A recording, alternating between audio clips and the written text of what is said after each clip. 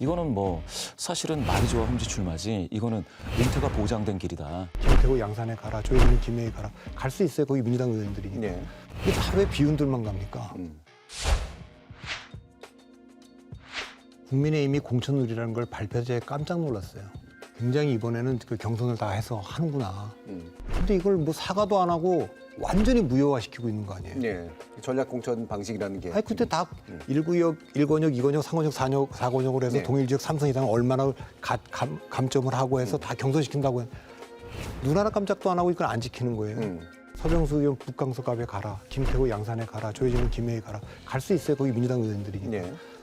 이게 다 왜 비운들만 갑니까? 자 그럼 이철규 의원은 동해에 떠나 딴 데 갑니까? 김기현 TK에는 민주당 의원이 없어서 그렇다 치더라도 울산에 있잖아요.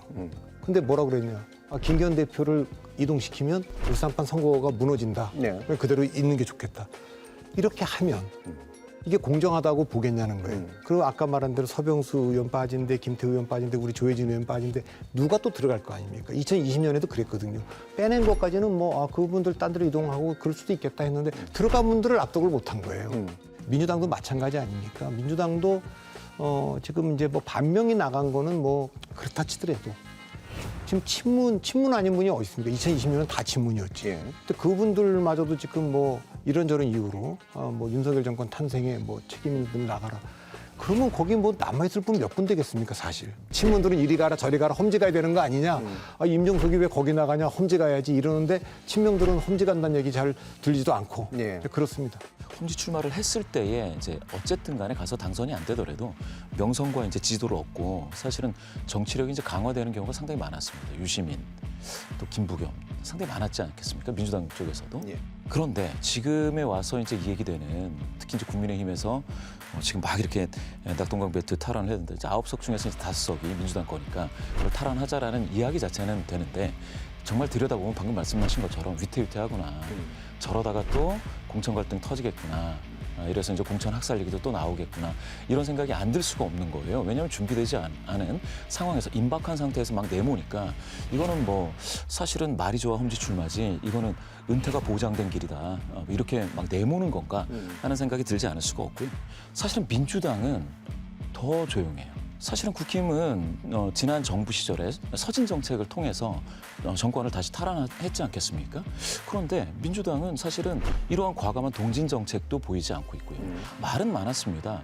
조그마한 인연이 있더라도 그러면 험지 출마해야 된다라는 얘기도 많았는데 도대체 누가 나서서 지금 험지 출마하는지 그렇게 따지면 지금 그러면 민주당은 저 물밑에서 어떤 준비를 하고 뭘 하고 있는 것이냐. 그러면 국민의힘에서 공천 파동이 일어나는 것처럼 민주당도 그런 게 예정되어 있는 건가 하는 위태위태한 그런 상황인 것 같습니다. 예.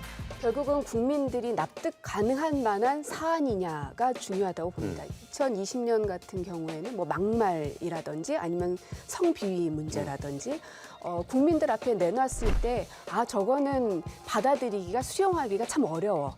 그러므로 민주당에서 이렇게 정리가 되어도 다른 곳에서도 하기가 어려운. 그게 결국 이제 관리의 영역일 수도 있을 텐데요. 그러니까 지금 같은 경우도 하위 20%가 누가 있는지 어떤 기준인지 저도 모릅니다. 지도부에 있음에도 불구하고. 그러나 그분들에 대한 것이 단순하게 당내에서 평가를 해봤는데 점수상 몇 점이 모자라. 이거 갖고는 납득되기가 어려울 것이고 그러면 그 A라는 분이 당을 나가서 개혁신당을 가든 무소속을 가든 어디를 가든 당선 가능성이 높아질 수밖에 없는 겁니다. 그래서 이걸 관리하려면 결국은 이제 민주당 같은 경우는 현재 이제 공천이 계속 이제 이루어지고 있는데 대중들이 들었을 때 중도에 있는 분들이 특히나 들었을 때 그게 이해 가능한 것이어야지 무리스러운 것이 보이는 순간 오히려 저희 제살 깎아 먹기로 갈 수밖에 없다. 예. 당이 그만큼 지금 승리가 절박한 상황인데 승리라는 게 간단하거든요.